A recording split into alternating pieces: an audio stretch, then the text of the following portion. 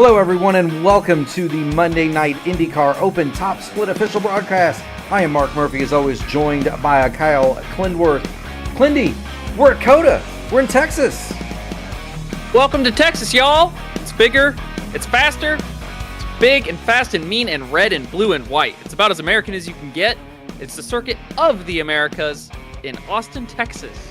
It most certainly is, and this track, Clindy, does have a bit of a checkered history. It was originally started in 2010, didn't host a race until 2012 after a couple of ownership changes. It is owned by the same guy that owns the San Antonio Spurs. That would be Red McCombs. Originally started by a man named Tavo Hellemond and designed by Kevin Schwantz, and then architected by the legendary, or infamous, depending on how you want to say it, Herman Tilke. The track has hosted everything from Formula One, which it was designed for, to NASCAR races. It has had IndyCar races here. It has, as you can see, a tower and an amphitheater. Very much a multi-use facility, but tonight, Clindy, we're going to see 15 of iRacing's best open wheelers take to this facility. Tell us about it, my man. Yeah, it's big and wide. It's got 20 corners. It's just under 3.5 miles long. So these alternate tires, the red wall tires, are going to get eaten up on this relatively young surface. So, like you said, it was built in 2012. I think the scan was made in, 2018 or 2019, just before IndyCar came here. So the asphalt's not too old. It was before the repave that they did when MotoGP complained. So before that reprofiling had happened. But everywhere on this track, especially through the stadium section, which will be like turns 14 through 19, have all sorts of double apex passing opportunities. And before that, you have 3 different high-speed hairpins. Big red, which is turn 1, turn 11, which I like to call the knife's corner, because the whole track looks like a big hunting bow knife, and then turn 12, which is right after turn 11. So you get 2 of those good, hard braking passing zones back to back in this place, and you're going to see the drivers lighting up that push to pass button green on these very, very long straightaways. Lots of long straightaways, lots of tight corners. There is a triple apex here, Clindy. We don't see that too often. There is 17-18 combo. Yeah, that's a really hard set of corners.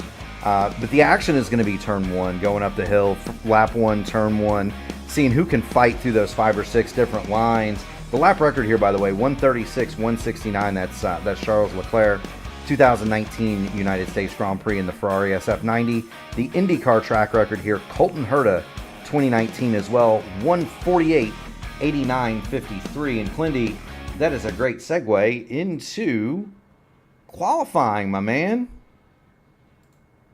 Yeah, you're looking to post some number in the 145 range. Paris just put down a 45.7. I think you might see Munoz or Welker. Oh, Blocker's down at 143.8. Holy smokes, that is fast. I didn't think anyone would get faster than a 145 flat, and there he is beating that by a second and a fifth. So just go ahead and knock me out of the park. I don't know what I'm talking about.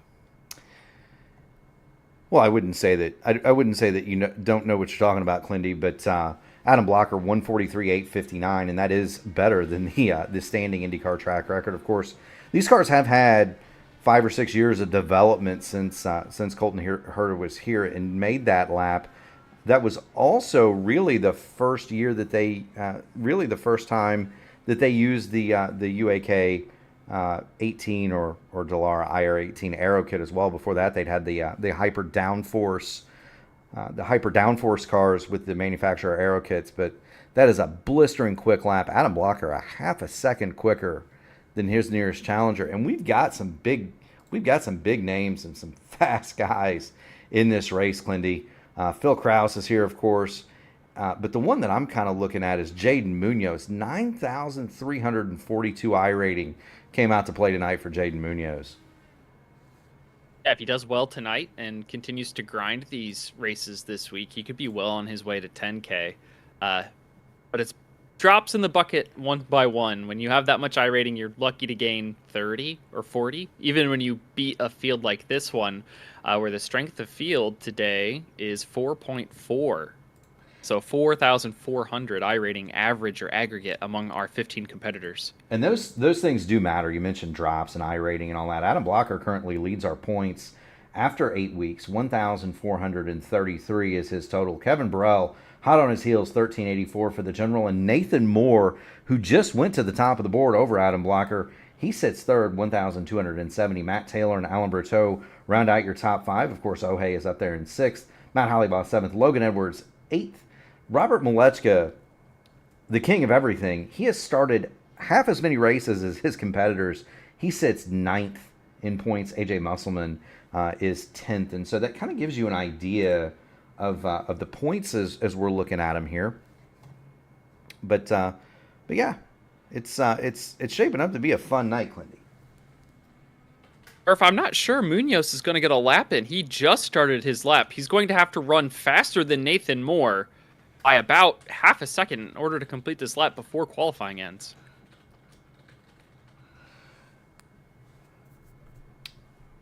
Yeah, don't know. He's got a minute. Golly, he's got a minute 15 now, Clindy. Let's see if he can do it. So the track limits here are very persnickety. Basically, if you ever see solid red paint as the drivers go through the S's, if you put more than 2 wheels, and it's not half the car or all 4 wheels like at most tracks, it's anything more than the whole sides of your right or left side tires, that's an off track every time. They're very, very strict here about awarding you those penalty points and slowdowns whenever you just get a little too flirtatious with that red pavement. Yeah, and there's all sorts of... There's not really a true off track here. The track is surrounded by cement, the tungsten kind of pavement that will shred the tires if you get too far off, kind of what you see at Paul Ricard. The same thing is present here, a lot of paint. There's not really much of a penalty for going out there other than you do get the off track.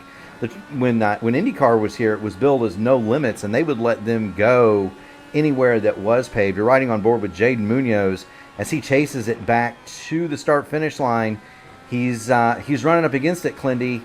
Timer's going to go dead as he rounds the final corner, turn 21, and Jaden Munoz does not set a time. How about that, Clindy? I had a feeling when he started that lap, I'm like, he's got to have to run something faster than the leaders by a pretty good margin to even set a time. He was very close to doing it, but just fell short by maybe 1 second. Mitch Welker said he ran out of gas on his qualifying attempt.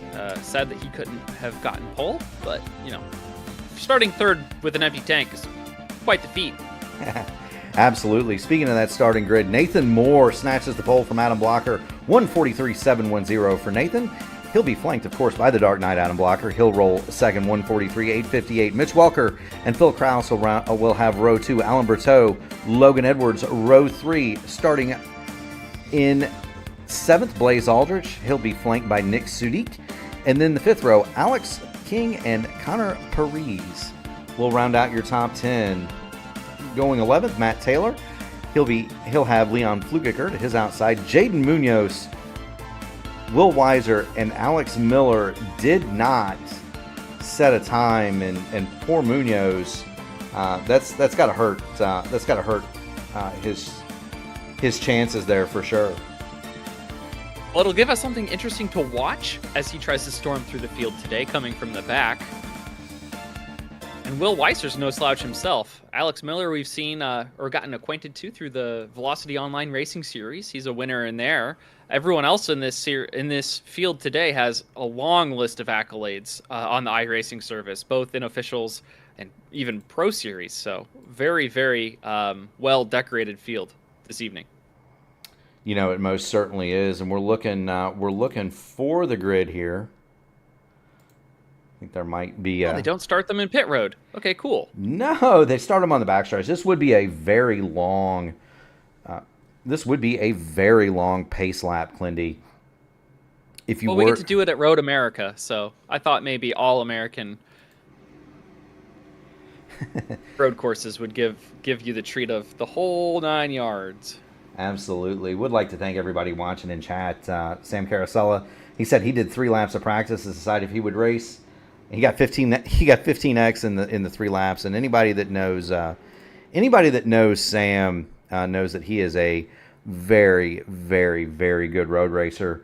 Oh, hey, you are in the top 10 in points. So there you go. You are absolutely up in the discussion. Adam Hartzell, 43 is insane. We agree. Clindy, you agree? Yeah, I didn't even expect anything to get lower than a 44. And we've got 3 drivers in the 43s. So looks like Welker is starting on reds on the alternates, and so is Andrich. I think everyone else is on the primary tire, the black wall compound.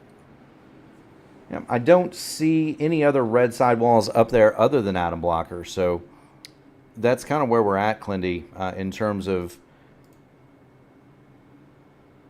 tires. Everybody seems to want to start on the black sidewall primaries and continue to the end on the reds. That's going to be on the red alternate tires. That's going to be the strategy here. But we are just about ready to go green, my friends. We're stacked up 2 by 2 coming through the 19th turn here. 1 more to go. The pace car will dip off, and we'll let them loose here in Austin. Appreciate everybody's patience. Trading Paints decided to be a bit foolish this evening, but we seem to have everybody loaded up now. Nathan Moore is going to bring them off. The green flag is out, and we are underway here at Circuit of the Americas.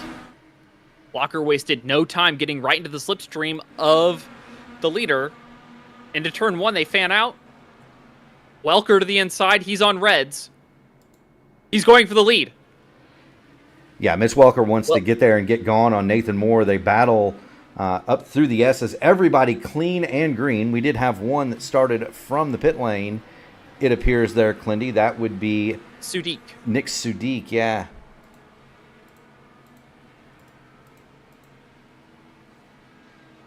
See everybody filtering up through the SS section. That was designed, Clindy, I don't know if you know this or not, that was designed after the Maggots-Beckett section at Silverstone. So when they designed this track, Mitch Welker going for the lead, and he's going to have Nathan Moore. Let's see if Adam Blocker can sneak on past here. A little bit of extra oversteer on exit from Blocker. He couldn't quite get the job done and follow Welker through. Let's see how far he can take these alternate tires before they give out on him. I anticipate the crossover point to be, at least with the standard iRacing setup, to be about 3 to 4 laps before the lap times stabilize. However, Welker could have set his car up to run the reds long and be nice to his red sidewall tires. You know, he could have, and that's absolutely true. Open setup, you can... Bertrand's around! And there's Alan Berteau. Clindy called it the Hondola, as it were, for Alan Berteau. He's missing part of the front wing, and let's see what has happened to Alan here. See him following along there behind Phil Kraus, and it just appears as though he lit up the rear tires, gave it a little bit too much welly there, spun him up cold primaries, and around she went, nosed into the wall. Doesn't appear to be any serious damage other than a new nose cone for Alan Berteau, but that's going to put him on the pit lane. He will make an unscheduled stop, and it will promote this man, Nick Sudik, who started from the pit lane. He's up 1 spot. Not only that, the top 6 has a new stalker. Munoz is running 7th now after starting 13th. He's almost halved his position. Oh, Kraus is well off track now through the S's. He gets it back on, though, Clindy. You can run wide out there. It's just a 1X. There's nothing out there to hit, as we alluded to earlier. It is very, very much a situation where the track is not, there's not much grass to run off into. It's pavement. The situation with Alan Berteau is going to be a rarity, I would think. I thought you do get a slowdown if you go out too wide. Whoa, here we got a battle for second. Adam Blocker's diving to the inside of Nathan Moore, and he's going to make it stick.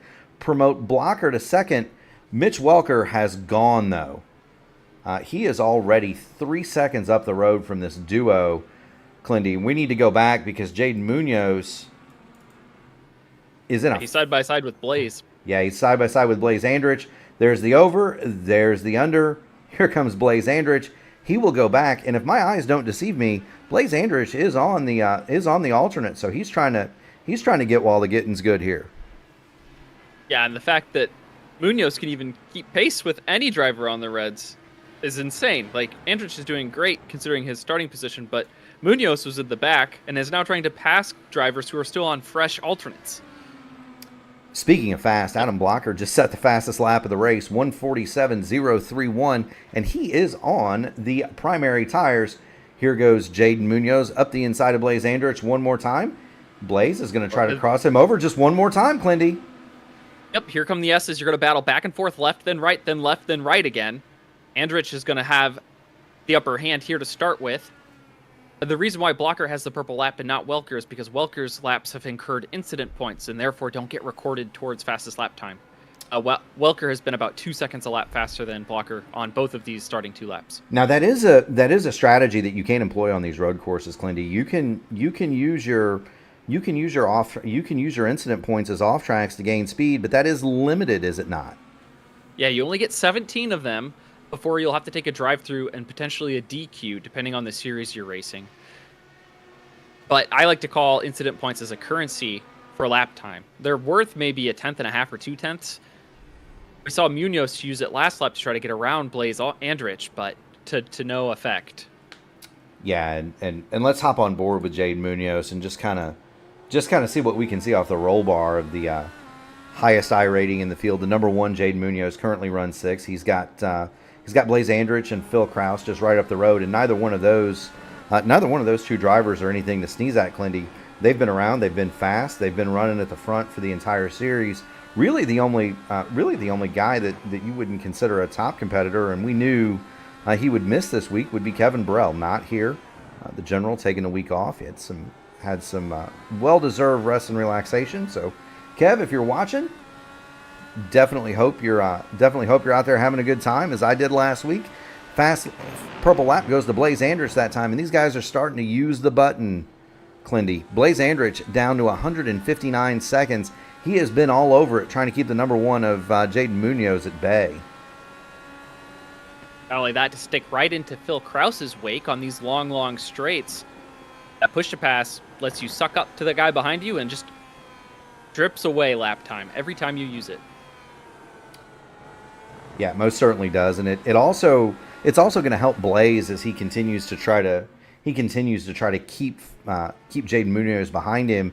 The draft acts as kind of a bonus with the push to pass. It's gonna help him out. You see the wide line by Andrich there. He saw it coming from Jaden Munoz, faded it out, and that is the cool thing about COTA, Clindy. It does have multiple lines in pretty much every corner. We continue to watch this battle. I think the only portion of the track that doesn't have 2 competitive lines is the S's. I think the S's is the only single file portion of this racetrack, and it's so technical that drivers mess up there all the time, and it becomes 2 lanes anyway when one of them is off track.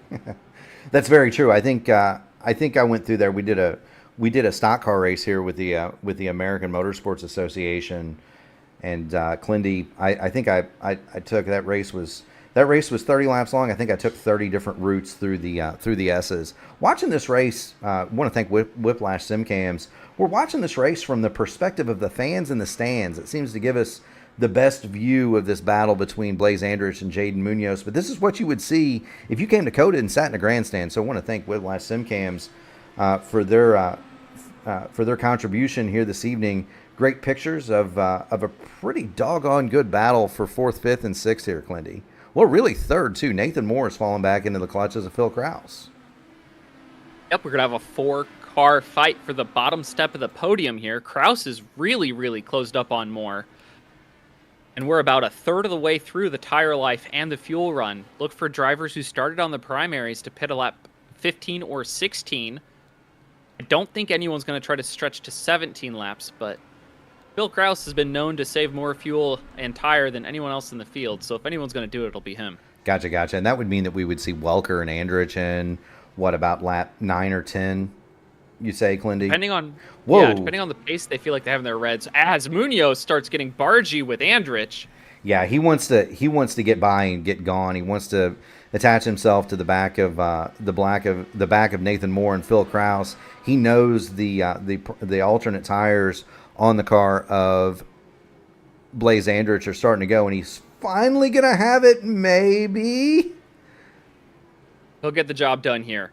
Yeah, that's been so. Jaden Munoz has made that pass probably a dozen times. He finally gets it to stick, and now we'll see if he can't get up and get to the back of Phil Kraus. These three guys very familiar with each other from the Pro Series. That would be Munoz, Kraus, and Nathan Moore for sure.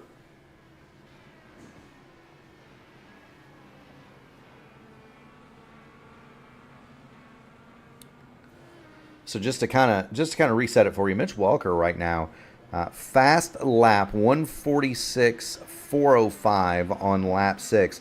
Clinty, his reds do not seem to be going away, but Mitch doing a heck of a job out front. He has built a 5.3 second lead over Adam Blocker, and Blocker has close to 2 seconds there over this battle that we're watching between between Nathan Moore, Phil Kraus. They've got Jaden Munoz coming, Blaze Andrich trying to stay on the back of them. We've shown all those cars. Let's give a call out to Logan Edwards. He's running 7th. Logan is running 7th. He started 6th, but he's kind of by himself, really. He's 5 seconds behind Blaze Andrich, but he's got another 2.5 seconds back to Alex King. And Alex King, not a name that we have seen a lot up here in this series, but he is doing a heck of a job. Alex was the last car in here, Clinty. 15-car field. Alex is running 8th. So a heck of a showing for him, right behind Alex. Recipe for an I-rating gain right there. Heck yeah. You got Connor Parise right in the tire tracks of Alex King, and they're doing battle. That is about a 4 or 5 car train. You see the car of Connor Parise there? Because they've Kraus got... and Munoz both just dispatched more. So that's what that battle now looks like. Phil Kraus 3rd. Jaden Munoz is 4th. Moore back to 5th, and he has a rear view mirror full of Blaze Andrich in 6th.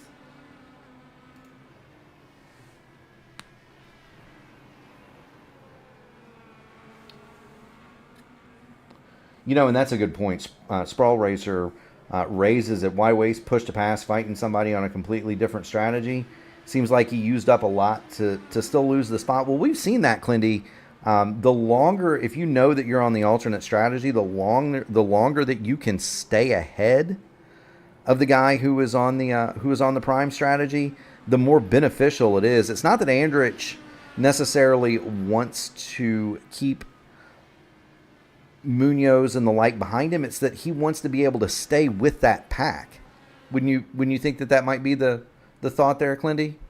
I think it's a little bit of salt and pepper there. Yes, I'm going to stay close to them, but every lap you can stay ahead of them on the reds with bad pace is a second that they've lost on their primaries that you will have on your primaries at the end of the race. So sticking close and holding up are both a part of the strategy when you start on the alternate compound.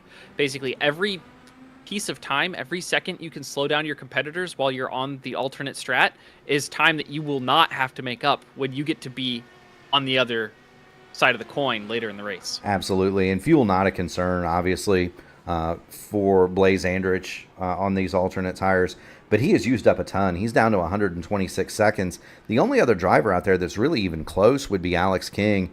Alex at 137 seconds. Mitch Welker has not touched the push to pass, but the crossover has happened, Clindy.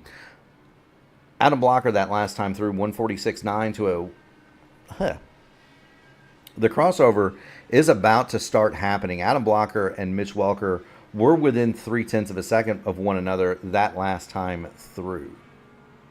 So yeah, what Welker wants to see is maybe one more lap where maybe he's just a couple tenths slower than Blocker and company behind. So that way he's almost to the end of this stint on his alternates anyhow, that he can just defend when he's on the primaries at the end and do so with a pretty comfortable lead to start. Yeah, he's doing a fantastic job up there. It's we haven't shown him much because there's really not much to show. You see the gap, and we'll show it off the gearbox. Clinty, there's nobody back there for Mitch Welker. He's 5.5 seconds now ahead of Adam Blocker. We'll go ahead. I've learned to adopt the phrase "never doubt Mitch's pace." whenever he would do something different than the other drivers in the Formula Indy Series, if a race could be a 2-stop or a 3-stop, Mitch would always take the 3-stop. Why? Because he was so much faster than everyone else, it didn't matter.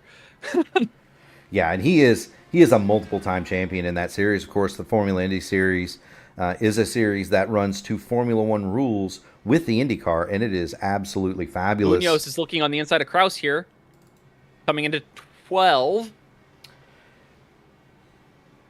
Down to the apex for both the pros. You see the butt kicker logos on the rear wings. That does denote a pro series, a pro driver. Munoz doesn't quite get it done on Phil, though. They're both taking totally different lines through this stadium section, and they come out exactly as they started. The gap has not increased or decreased. No, it hasn't. And what a fabulous battle. Do want to continue to kind of take attendance, Clindy, as it were. Sorry. To just to get everybody in here. There's Will Weiser.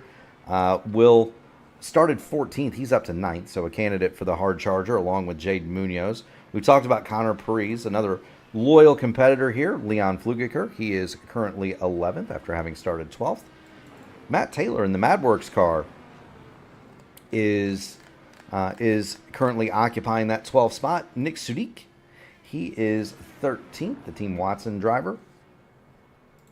We talked about Alan Berteau and his trials and tribulations.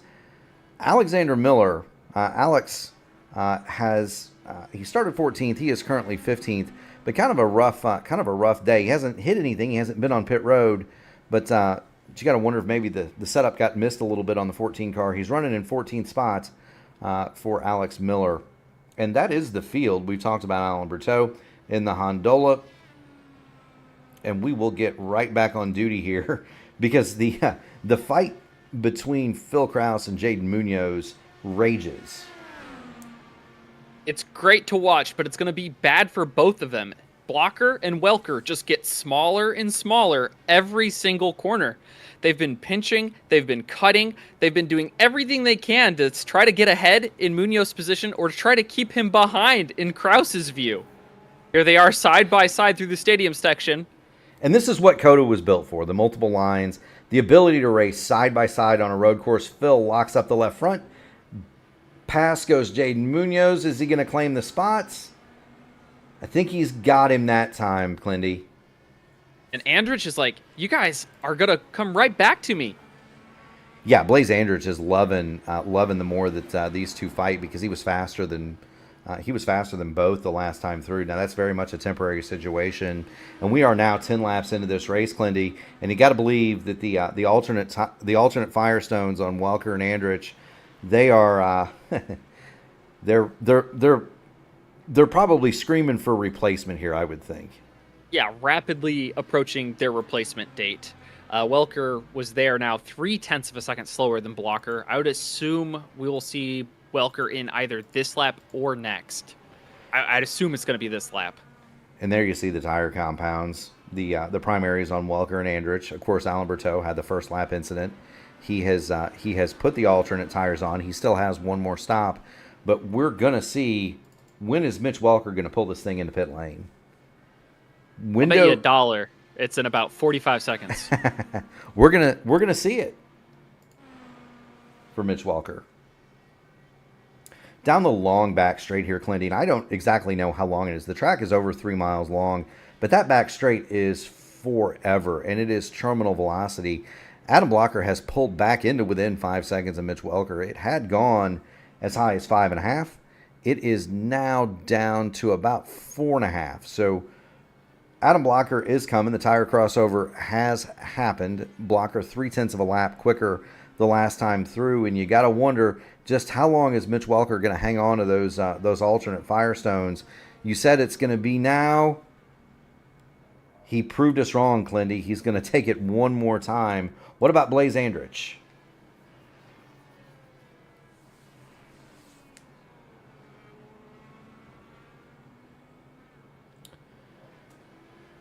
He's in this time. Almost. Oh no, he's in the wall.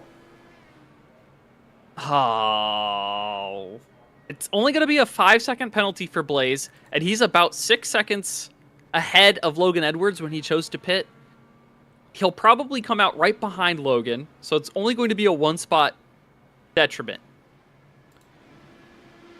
That's rough for Blaze Andrich.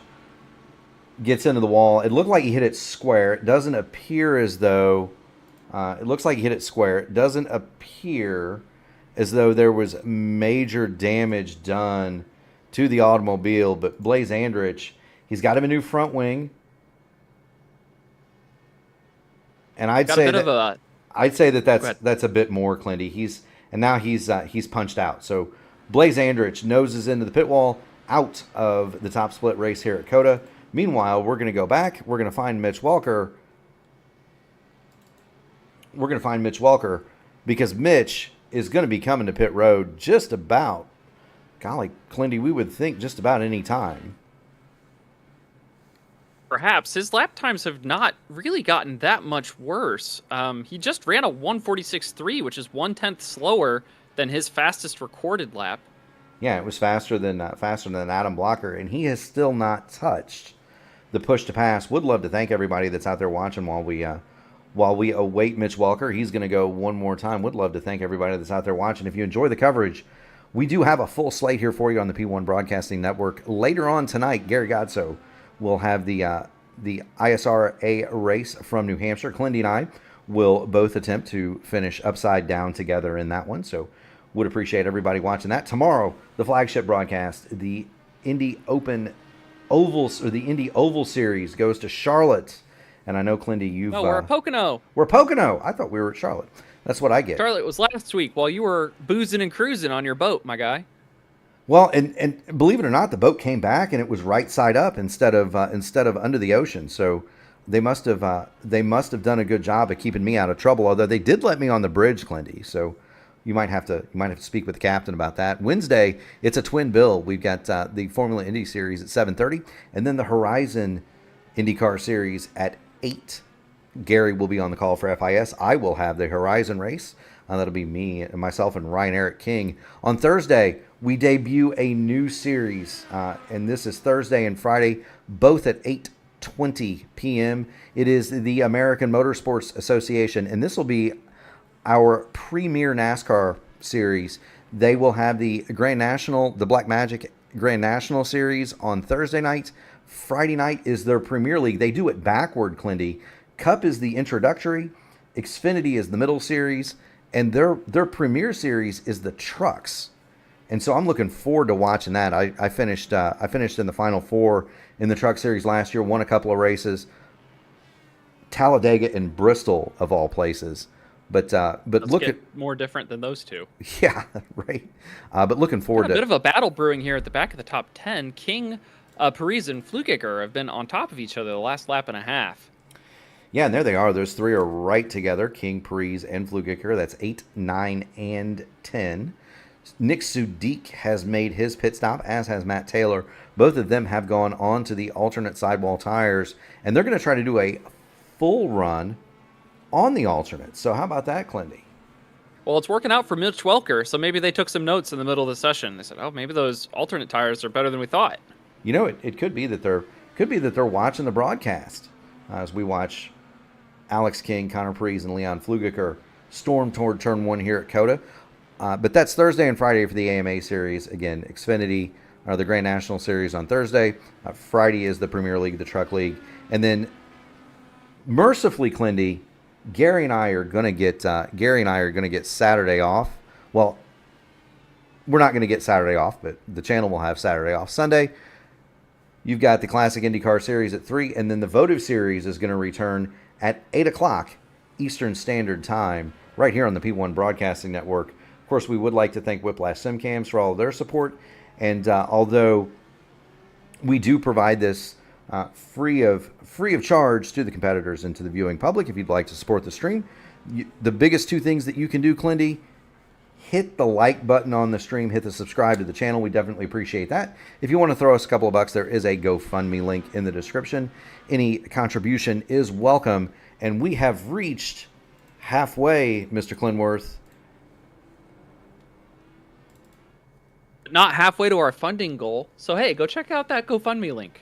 There you go. Mitch Send Welker Gary, leads it. Send Gary $1. Yeah. Maybe we should send, maybe you and I should send Gary $1. He would appreciate that. Mitch Welker. Yeah, it's been all Mitch Welker. Yeah, he's cruising right now. It did get down to about 4 seconds. It's popped back up over 5. Adam Blocker was able to start a bit of a charge, but Mitch Welker has been able to pull the advantage back out. He continues to lead it. Blocker is second, and there's Adam. They are on opposite strategies, though. Jaden Munoz they're on opposite tire strats to the front. Jaden Munoz has laid solid claim to third. Phil Kraus. He's getting closer and closer to Blocker as we speak. He really ripped through the S's. I think he brought it down to just about a second. Yeah, he's a half second a lap that last time through quicker than Adam Blocker. Phil Kraus is fourth. Nathan Moore rounds out your top 5, and Nathan Moore has been in the top 5 a lot on these broadcasts, Clindy. Yeah, the master of consistency. On the podium a couple of times, if I recall correctly, but yet to break through with a big W, but you don't need to. If you finish 3rd through 5th every week in these top split races, you'll find yourself in the top 3 of the points at the end of the season. No problem. Yeah, and there is Nathan Moore, and you can see the similarities between the cars of Jaden Munoz and Nathan Moore. That is a Williams Esports driver in Nathan Moore, and that is a Williams Academy driver. Or excuse me, a Williams Esports driver, Jaden Munoz, and a Williams Academy driver in Nathan Moore. And so cars very similar for them. Mitch Welker, he's going to go through one more time. He's going to run this dry on the alternates, Clindy. He could do one more lap after this if he wants to. I don't see why he wouldn't. His pace has not fallen off, and Blocker's not getting any closer. But Munoz is. So if Welker's got anyone in his ear saying, hey, 3rd place is a little faster than 2nd right now, that might change his tune. 3rd place is faster than everybody. Jaden Munoz just clocked in with the fastest lap of the race, 1:45, 4:27. The fuel is light. His primaries have not degraded, and he is in full chase, 7/10 quicker than Adam Blocker that last time through. He is coming for the Dark Knight through the S's. He's going to have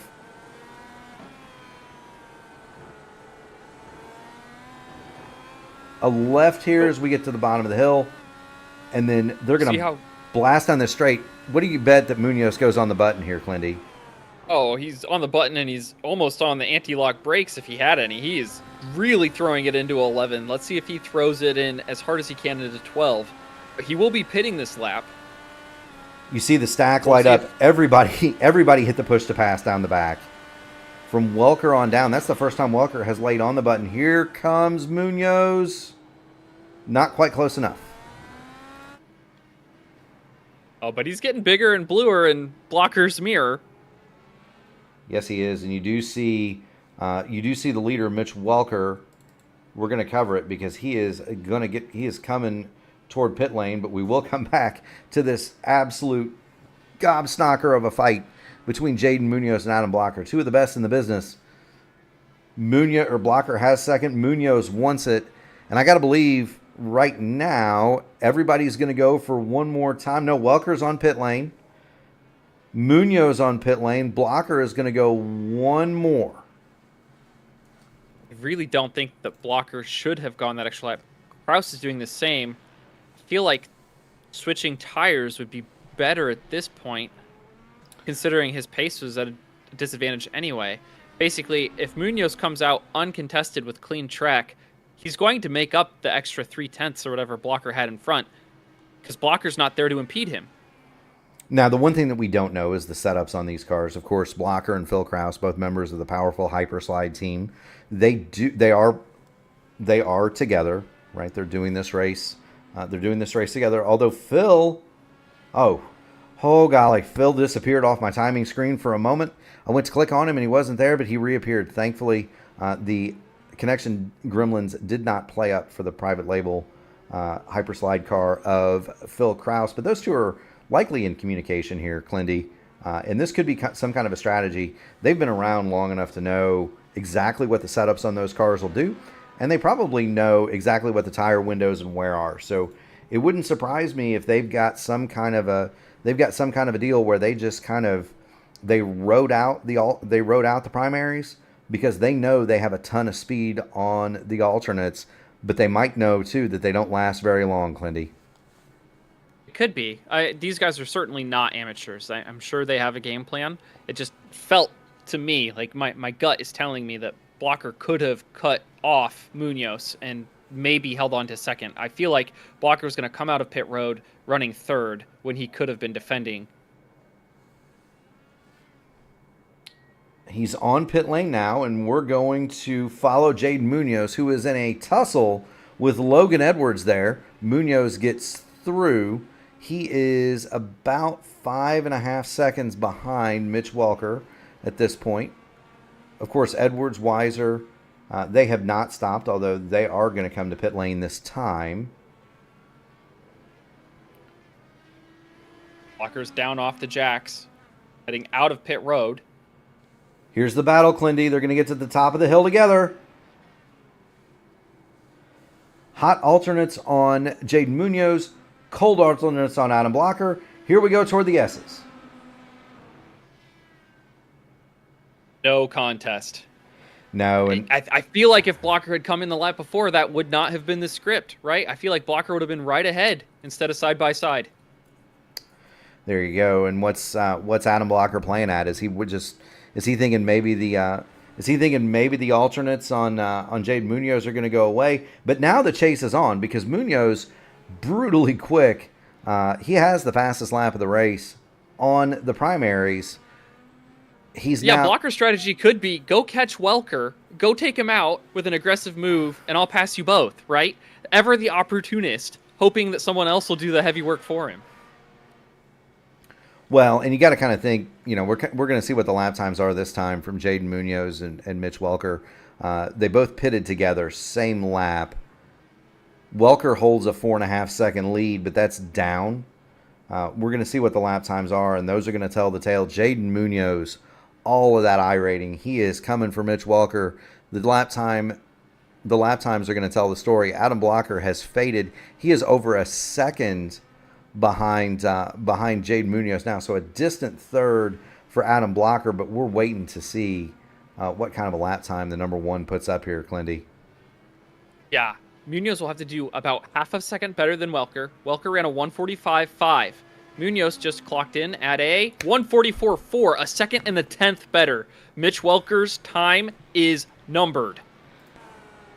And we'll get back on the roll hoop of Jaden Munoz. He is coming good, buddy. You cannot see Mitch Welker through the S's, but he's up there. You see the glimpses of the aqua and black machine, but it's going to start getting closer. Jaden Munoz is hauling the mail. Purple lap, and poor Mitch Welker, he is the only one on the primaries that's within the top 10. Edwards and Weiss are going to be side by side here through the S's.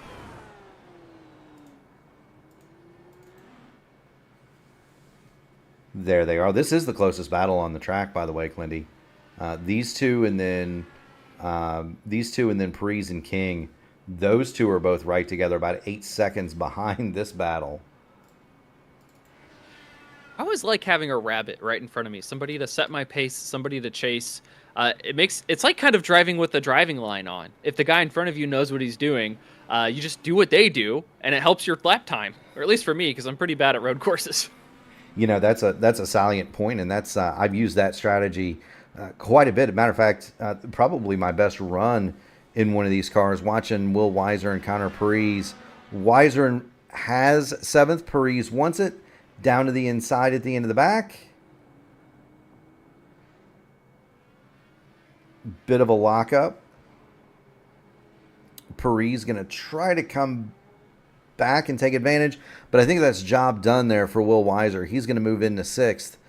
Adam Blocker answers with a fast lap, and so does Phil Kraus. So those two have they've got the alternates warmed up.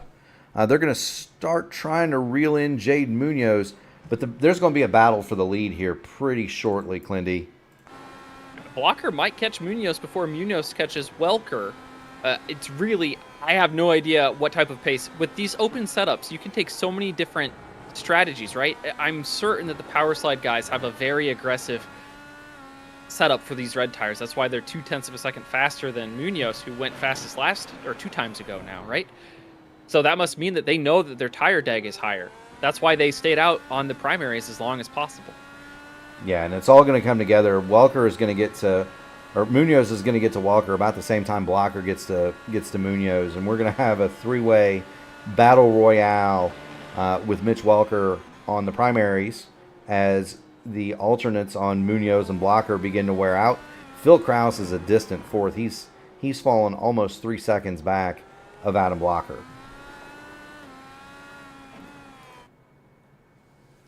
Well, if these guys really start throwing sliders on one another, those 3 seconds that he's in arrears to the bottom step of the podium will evaporate very, very quickly. They most certainly will. They most certainly will. And Phil is well positioned. Of course, he's very much a veteran of the wars. Phil Krause, the highest finishing community member in the IndyCar Pro Series points.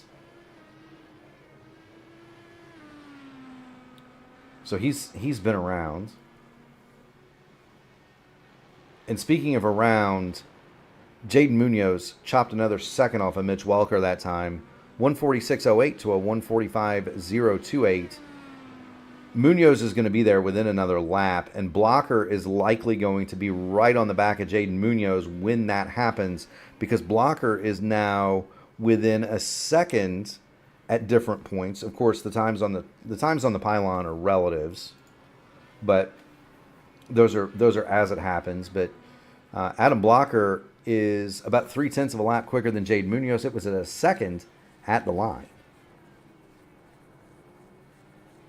I've said it before on different broadcasts, but the human element loves to get in the way of the mathematical side of these types of analysis. You can see how many seconds someone is faster than you or how many seconds ahead someone is, but as soon as you try to pass them, all that math gets thrown out the window because human ambition gets the better of us all, right? You maybe make a move too soon, or you're defending for your life, and your lap time just goes out the window. It is so much slower when you're not hitting every corner perfectly.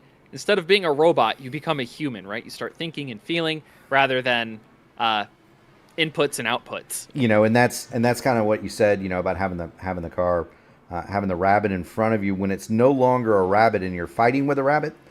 It tends to be a little bit of a different story.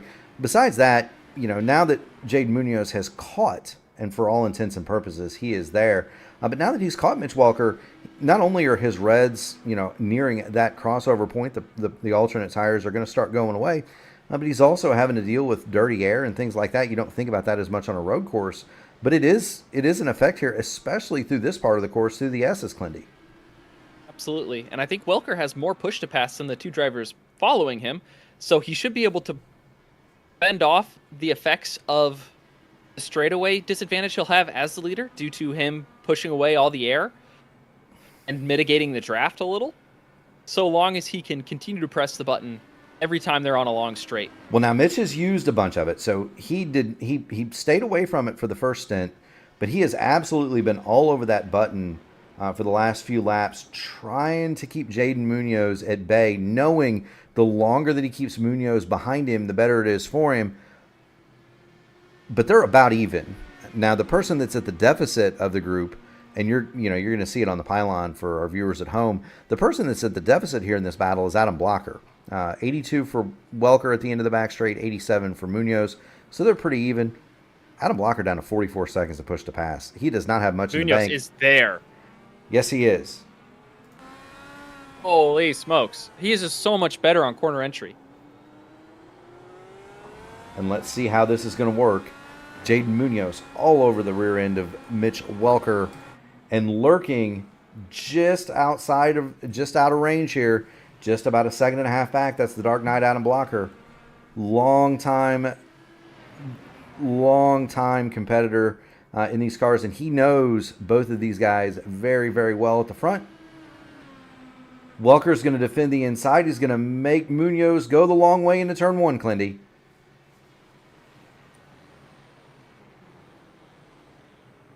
Crossover, here comes Munoz. Welker's got to make sure he does not get cleared before the S's start. just not enough grip in those primary tires for Mitch Welker. He's going to fall to second. New leader Jaden Munoz. He's going to grab it with 4 laps to go here, Clindy. And now Adam Blocker is going to have the number 8 firmly in his sights for the middle step of the podium. And now what Welker needs to do is use that draft from Munoz plus his push to pass to try to yard Blocker. Well, but every 1/10 of a second he can get closer to Munoz on each of these straights is 1 or 2 miles an hour. You know, and we talked about that. You know, maybe the hyperslide guys, their setup just wasn't conducive to running the alternate tires for as long. You know, maybe they would heat them up and burn them up a little bit quicker. Adam Blocker, just about same time as Jaden Munoz the last time through. Those two are a second quicker than Mitch Welker, but Mitch is not going away here. He has stayed more or less to the back of Jaden Munoz, or at least a lot closer than I thought he would, Clindy.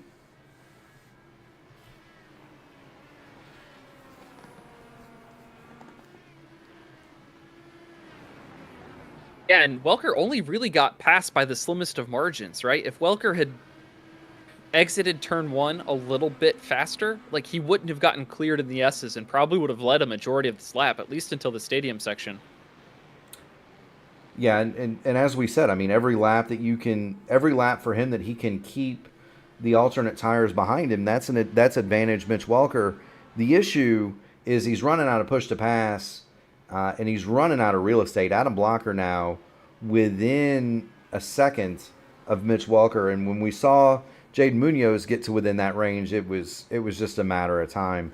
It's so much more difficult on those primary tires, Clindy, where they really tell the difference. Corner entry, corner exit. You can brake later, but you can get on the power so much sooner. And with these long straights, it just kind of leaves you, if you're at that tire differential, it kind of leaves you a sitting duck out there. Yeah, and I think what the Hyperslide and the Williams drivers have in their back pocket is the difference in strategies. Welker chose to run the alternates first on a full tank. The other 3 got to run the alternates here at the end with a tank that's maybe, 7/8 of the way full, 5/8 of the way full. You don't need a full tank to go all the way to the finish after you ran 16, 17 laps to begin the race. That's a really good point, and that's something that people often overlook. If you're running the alternate tires on the shorter stint, you don't have to put as much fuel in the thing, and that does change the handling characteristics of these cars. Ethanol is heavy. It's about 6 pounds a gallon, just about the same as water. Yeah, so if you're Adam Blocker and you only need to run 2/3 of a stint, you're only going to put 2/3 of a tank of fuel in there. Shortens up your pit stop, but it's also going to help. It's also going to help to have your car 30, 35, 36 pounds lighter.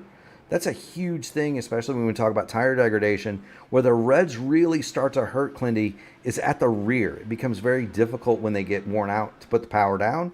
Well, if you're 35 pounds lighter back there, you don't have to worry about that as much, right? It's not as much wear.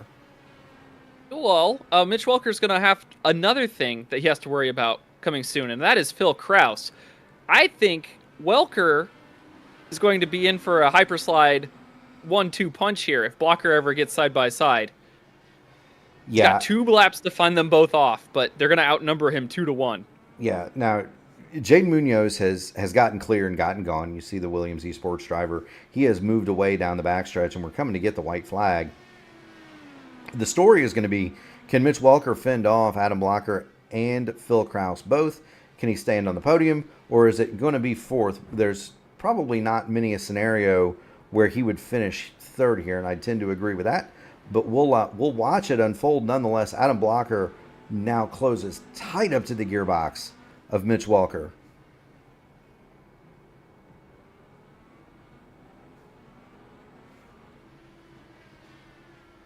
I think if Blocker gets impatient and makes a move at the wrong spot, Kraus will be right there. I think Welker's got the pace to make it such that neither of them even have an opportunity on this final lap, but he needs to execute. He needs to run this lap perfectly. Yeah, and one of the things, and Ohe pointed it out, Clindy, Mitch Welker does have a rather sizable push-to-pass advantage. It is 11 seconds over Adam Blocker. And so he's going to be able to use that button just a little bit more liberally as we head toward the S's for the final time. He has enough that he can use it out of every corner, right? Whenever every single acceleration zone on this track, he can use it for 1 second. That is the most optimal way to use it. But when you're stuck behind someone in their draft and you just want to ham that button, it's almost like a 5 to 7 mile an hour turbo boost. It is very powerful. Most certainly is. Blocker really sends it in here on 11. Yes, he does. Welker has a good drive off. Everybody on the button. Munoz is out. It doesn't matter. He is 2.5 seconds up the road. The fight is here for second. As we head down the backstretch, the final time. Mitch Welker has it. Adam Blocker and Phil Kraus and the Hyperslide duo want it. Not quite close enough to make the lunge there, Clindy. Here we come toward the stadium. It's going to come down to the stadium section, and there are multiple lines available through this part of the track. Yes, there are. Three-way battle for second. Jaden Munoz has the lead in hand. Here comes Adam Blocker. He's going to send it up the inside. He locks up the left front, Clindy, and that might be enough for Mitch Welker to fend him off. As long as he doesn't lock up himself. Don't look in the mirror, Mitchell. Look towards the finish line. You've got the second step of the podium in your grasp.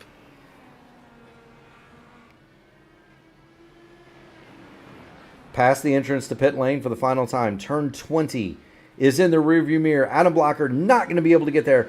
Mitch Welker going to hold him off. It'll be Jaden Munoz, your winner. Mitch Welker second. Adam Blocker third. And fourth comes home Phil Kraus. Nathan Moore rounds out your top five. And we've still got racing. We've got racing, though. Logan Edwards and Will Weiser are having it out through the stadium the final time for 6th and 7th. Banging wheels! Banging wheels again! Just because the leaders have crossed the line doesn't mean that we quit racing, boys. Through turn 20, Edwards almost loses it. And Weiser is the wiser. He'll come home 6th. What a race. And we're not done. We've got Alex King of Paris. Yeah. All sorts of racing across the line. Connor Parise is going to have it over Alex King for 8th and 9th.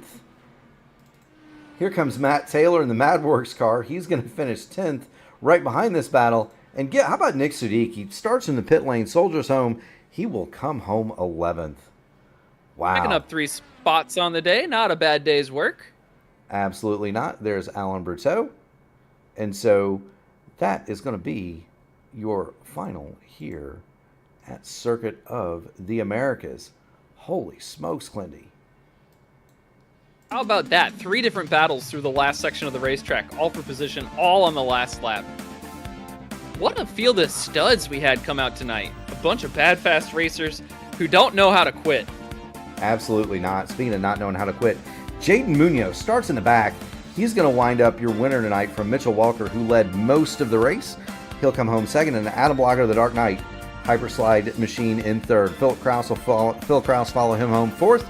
Nathan Moore will round out your top 5. Another top 5 effort for Nathan. 6th is Will Weiser. 7th, Logan Edwards. 8th, Connor Parise. 9th is Alex King. Matt Taylor is going to round out your top 10.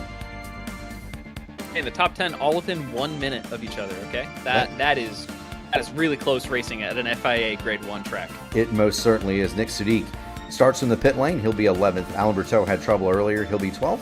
Leon Flugaker, 3 laps down in 13th. Alexander Miller and Blaze Andrich classified as out of the race. And that is your 15-car field here for Circuit of the Americas. We had just about that many people being active in chat all race long, so shout out to all of you active watchers out there. Really nice to see the community involvement get behind our streams. We like to see all those thumbs up in the chat. Appreciate all of you doing what it feels, or what makes this feel like an event, a show, putting on something fun for you to watch on your Monday evening. Absolutely do. I'm trying to get the replays queued up here, Clindy. We've got time. We've only got Mitch in the waiting room, so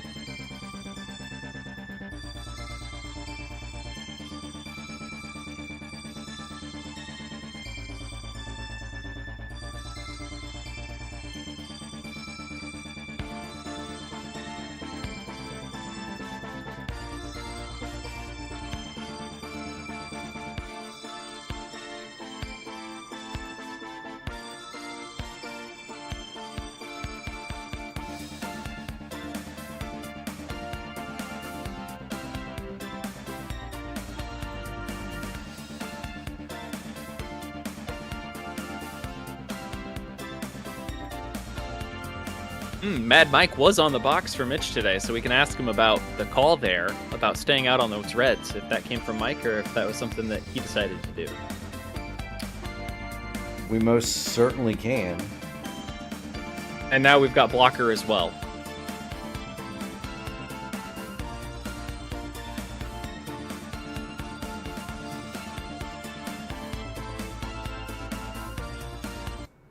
All right, go ahead and bring up Adam Blocker. Here he is. Mr. Blocker, Mark Murphy and Kyle Clinworth in the P1 booth. You got a copy, my good man? Yes, sir, I do. Well, tell us about your race. You started primary. You went to the alternate. You went a lap longer. Kind of talk about the decision to hold on to the primary tires for that extra lap over Mitch and Jaden. Yeah, I mean, I didn't really have a good read coming into the race, which tire would be better. And I think as kind of Mitch proved that you could make either work, and probably the reds were a little bit better. Like probably Mitch's strategy was a little bit better, but yeah. So probably I should have pit it the same lap as Jaden, but I was trying to give myself I figured to be honest, Jaden looked like he had really good speed, so I was trying to give myself a lap offset to him just in case that mattered. And yeah, I mean, he on the undercut, we were close on pit exit, and I just didn't want to fight it really through the S's because I don't know, I was going to be really slow through there, and he was going to be pretty fast, so I didn't think it was going to be too smart to try to hold on to it there.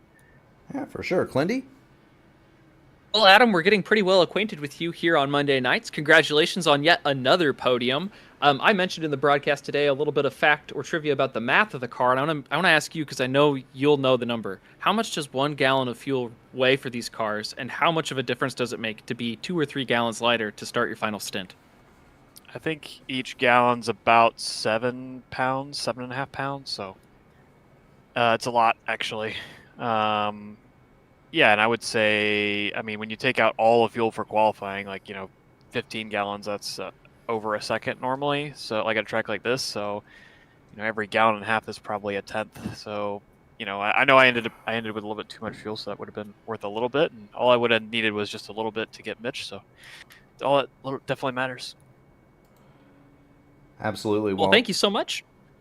Go ahead, Murph. You got it. I was going to say, Adam, you're gonna leave here with a points lead. Of course, Kevin idle today. Nathan Moore finishes behind you, so you're gonna have the points lead, and you're at 8 starts. You feel good about another Indy Open Championship?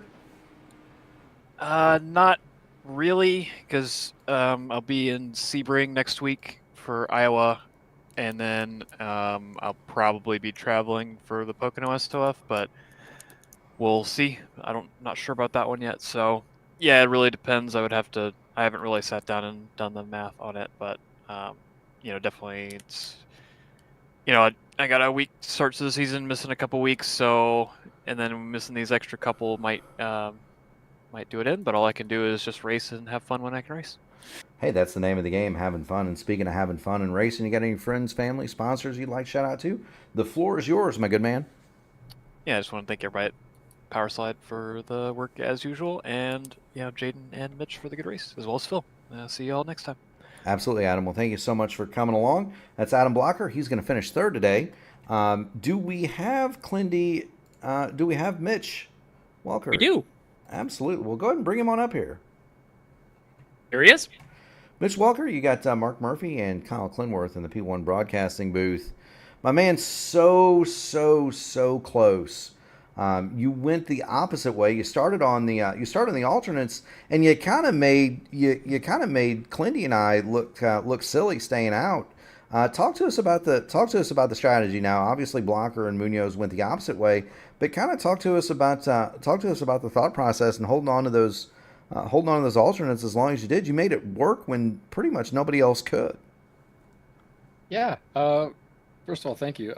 Me and Sudik went into testing and really just loaded up both tires and ran a full run on both of them. And it turned out in these conditions that the red would come back to about the black pace after a little bit of a fall off in the middle of the stint. So, we were like, this doesn't normally happen to the red.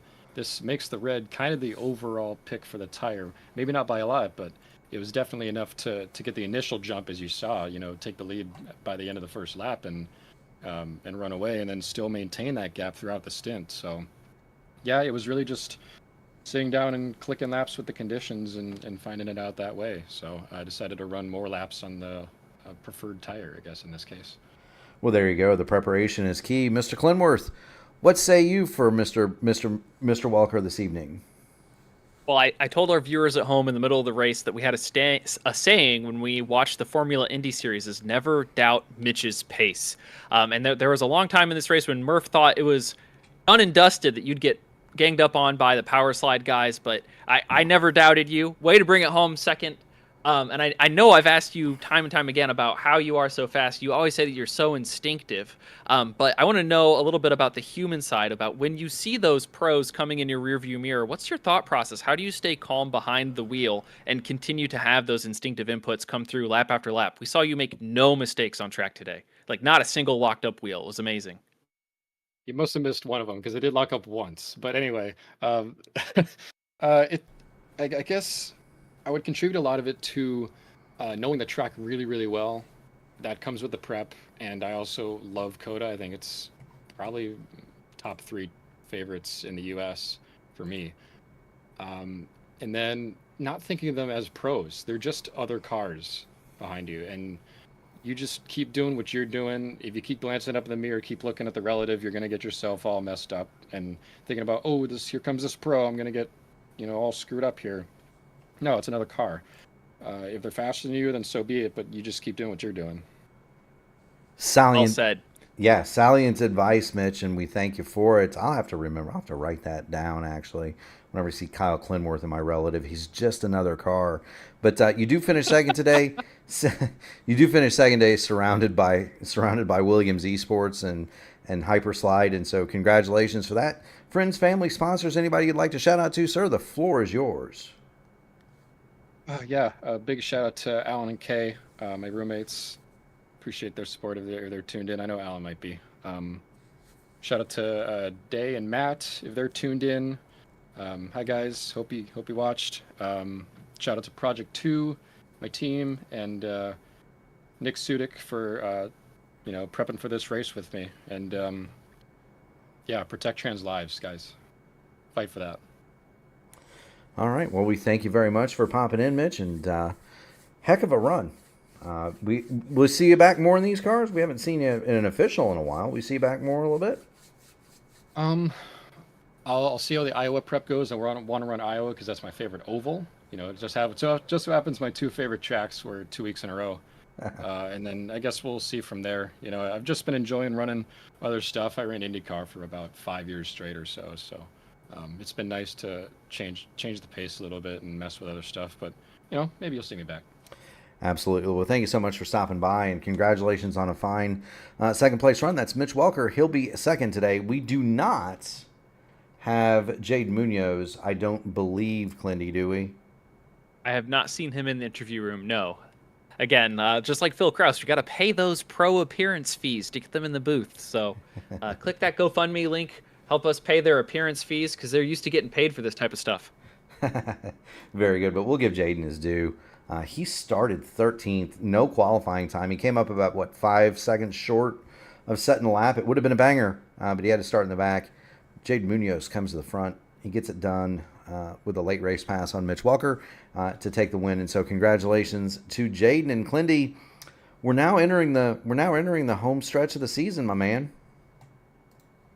Yeah, only a few weeks left to go. This was week 9, so we've got 3 more weeks of racing, and then week 13, which is not an official week this season. The points are going to tighten up because Blocker's going to take a little bit of a vacation, I guess, but I guess it's work-related. And we'll see if anyone can help themselves to the top step of the points podium. Yeah, and that's going to be the story. If you follow, if our viewers at home follow along with iRacing and the points, we haven't shown it for most of the season because until now it really doesn't have a clear picture. Different drivers race different weeks. There are 4 drop weeks in an official series, and so it's the best 8 results out of 12. But now that we have more than 8 in hand, and pretty much everybody at the top of the table has 8 results, we now have a pretty clear picture, and it's going to be between Adam Blocker and Kevin Burrell, it appears. We're headed to Iowa next week, as Mitch alluded to, which is absolutely fabulous, Clindy. That might be one I think we could see you on a racetrack. At Iowa, you're gonna let me race again, Murph? Well, you know, I think it'd be I think it'd be a pretty fun idea for sure. But it's always fun. If you thought tire degradation played any sort of a role here today, or in any of these open races, you're going to see tire deg at Iowa for sure. That track is old, it's rough, it's bumpy. It is a very quick 7/8 of a mile oval, and even though there are no alternate or primary tires on an oval that's not Gateway, you're gonna see some tire strategy at Iowa for sure, Clindy. Oh, I think the strategy is put them on whenever you can. If there's a yellow, both on 4 fresh ones. In open, there's no tire limit, right? Only in fixed? There is no tire limit in open, no. And so you absolutely raise a good point. Bolt them on if you got them. There is no limit. And speaking of no limits, there is no limit to the amount of iRacing fun that we can have here on the P1 Broadcasting Network this week. Following us tonight, you're going to have Gary Godso at 9:30 for the ISRA race at New Hampshire, is it, Clindy? I haven't looked at this. Yes, sir, New Hampshire. We're at the Magic Mile. The Magic Mile at New Hampshire. And then tomorrow, flagship broadcast. That is the INDYCAR Fixed Oval Series. Top split. That's going to be at 7:15. Wednesday, 7:30 for Formula Indy. You'll get to see Mitch Welker in action again. 8 o'clock is going to be the Horizon IndyCar Series. Thursday and Friday, we'll have the AMA, American Motorsport Association Grand National and Truck Series. Both of those at 8:20. Saturday will be off, and then Sunday, we'll head for the Classic IndyCar Series at 3 and the Votive IndyCar Series at 8. Would love to thank Whiplash SimCams for all of their support.